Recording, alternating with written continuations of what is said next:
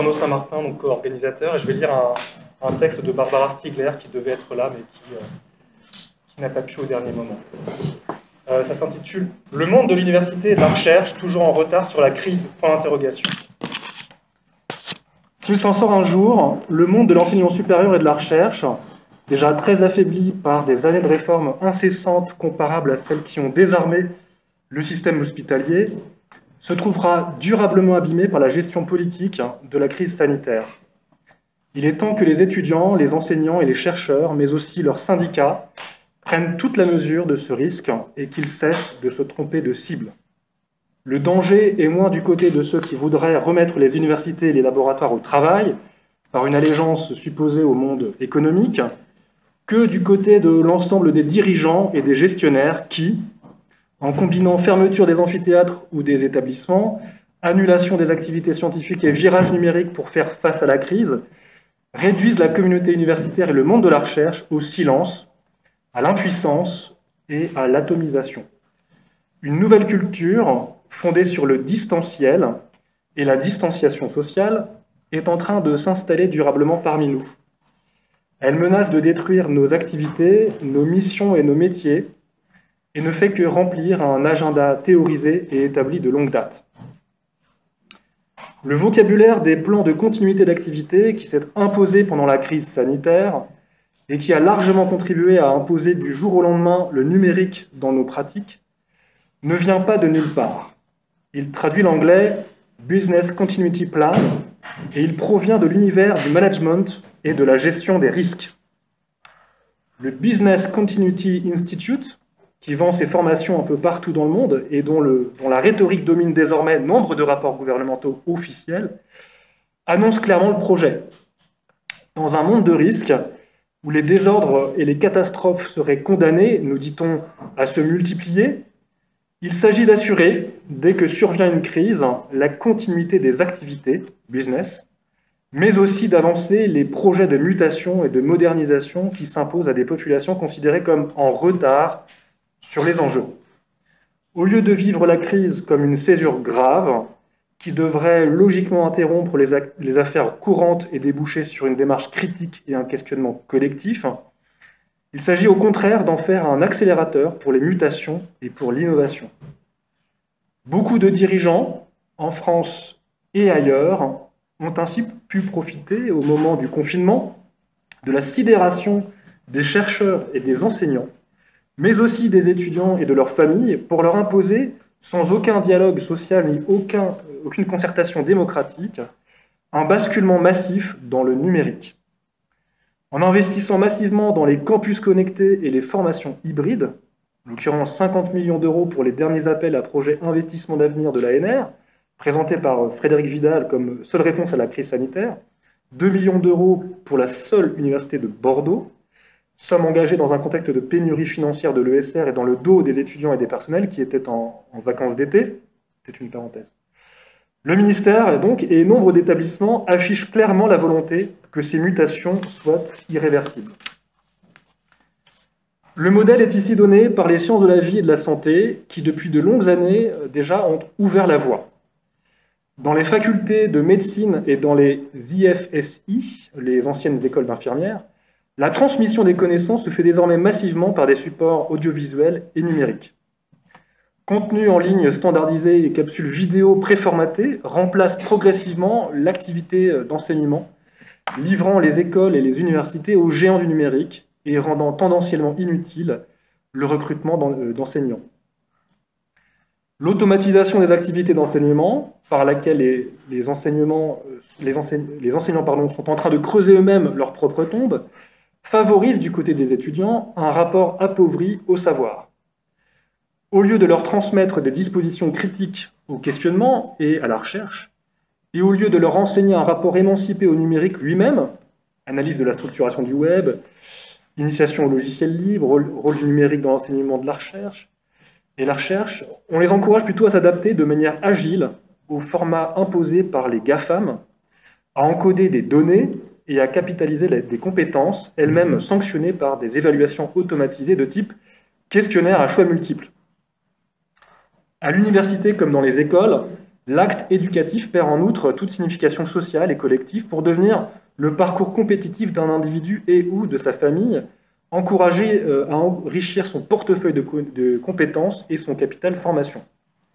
Rien d'étonnant, dès lors, si, à la faveur de cette conception néolibérale de l'éducation analysée de longue date par les milieux académiques, personne ne voit plus d'obstacle à la destruction des collectifs éducatifs que sont les classes, les équipes pédagogiques et les institutions scolaires et universitaires elles-mêmes. Le présentiel, récent néologisme qui sature désormais les campus et qui désigne la coprésence physique d'un enseignement et de ses étudiants, devient une simple option à côté du distanciel et de l'hybride. Le prétendu retard que nous, c'est-à-dire nos pratiques pédagogiques, plutôt que les dirigeants qui n'ont rien fait durant l'hiver et le printemps dernier pour protéger les personnes fragiles dans les hôpitaux, les EHPAD, les transports publics, etc., le prétendu retard donc que nous aurions pris sur la crise s'inscrit plus généralement dans le thème du retard culturel de nos sociétés sur un monde désormais dominé par le risque et la compétition pour l'innovation. À côté de la destruction de nos missions d'enseignement à la faveur de la crise, la même opération est menée tambour battant du côté de la recherche, où la ministre de l'ESR, Frédérique Vidal, tente de profiter de la pandémie pour faire passer sa loi sur la programmation pluriannuelle de la recherche LPPR. La thèse défendue est que pour rattraper notre retard dans la compétition mondiale, nous devrions accélérer la culture de l'appel à projet, favorisant l'incitation à l'innovation. Grâce à une compétition darwinienne où les plus innovants seraient sélectionnés et les moins performants éliminés, c'est encore le même solutionnisme technologique, celui-là même que défendent les géants du capitalisme numérique quant au e-learning qui prévaut. Dans un monde de risques et de catastrophes, la recherche est sommée de produire rapidement des solutions brevetables sur les marchés, plutôt que de se lancer dans une longue enquête critique sur les causes de ce qui nous arrive. Ainsi en santé, où l'on préférera toujours l'innovation biomédicale des big pharma, par exemple la course aux vaccins, ou de la silver economy, par exemple la santé connectée, à de véritables politiques de santé publique qui impliqueraient d'affronter les puissants intérêts économiques qui ont contribué au retour des pandémies et à l'explosion des maladies chroniques. De même dans le domaine écologique, où les solutions high-tech permettant de s'adapter à un climat toujours plus déréglé sont jugées plus innovantes qu'une réflexion pluridisciplinaire exigeante sur nos modes de production et leur nécessaire transformation. De même, enfin, dans le champ des sciences humaines et sociales, où le discours d'accompagnement sur l'acceptabilité sociétale des innovations et la nécessité des mutations face aux défis de demain se monnaie infiniment mieux dans un monde darwinien qu'une analyse critique qui risquerait de renforcer les contestations sociales. À la faveur de ces évolutions, toute forme de pensée critique et de contestation par le discours savant apparaît comme un luxe que nous ne pourrions plus nous payer. Face à la compétition mondiale et à la montée inexorable des crises, il nous faut avancer. Nous ne pouvons plus nous permettre de prendre du retard.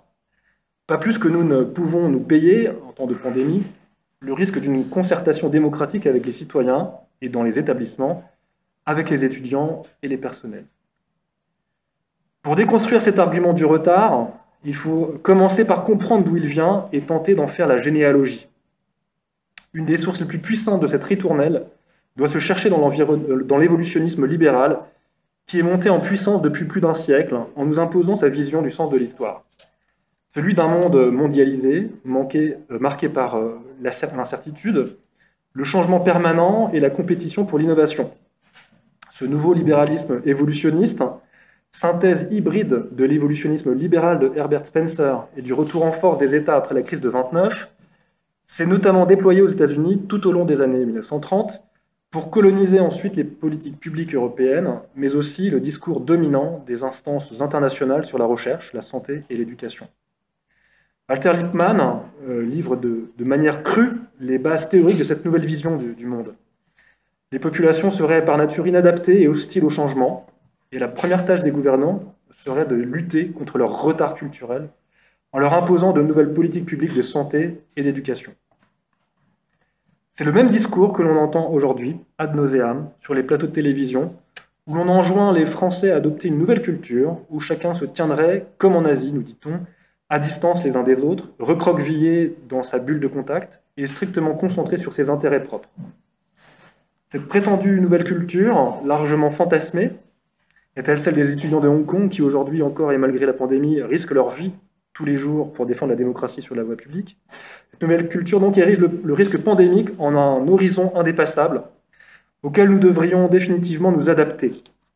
Ce faisant, c'est non seulement l'éducation, la recherche et leur collectif de travail, mais plus généralement la vie sociale et démocratique, qui se trouve renvoyée au statut de phénomène archaïque, dont ici encore nous ne pourrions plus nous payer le luxe. Conclusion. Voilà pourquoi, et y compris dans un contexte de crise, au lieu de se soumettre à cette vieille rhétorique du retard, il serait grand temps que les chercheurs et les universitaires se mobilisent massivement pour sauver ce qui reste, non seulement de la recherche et de l'enseignement, mais aussi de notre vie sociale et démocratique. Au vu des ravages commis par la gestion politique de la pandémie, un tel mot d'ordre devrait se décliner en 3 revendications claires. 1. Lutter contre la destruction de l'enseignement supérieur par l'industrie du numérique. 2. Libérer le monde de la recherche de l'injonction délétère à l'innovation. Et 3. Retrouver le sens émancipateur de nos institutions en ouvrant largement nos laboratoires et nos universités à l'ensemble des citoyens. Si notre santé collective est menacée, les espaces publics de délibération et de circulation des savoirs, qui sont les conditions mêmes de toute démocratie, le sont tout autant. Et il est temps que tous les acteurs de l'ESR et de la recherche en prennent lucidement la mesure. Si retard il y a, et si les risques s'accumulent à l'horizon, ceux-ci sont multiples et pluriels, et leur interprétation ne saurait nous être imposée par le grand récit des gouvernants, pas plus que la doctrine sanitaire des autorités.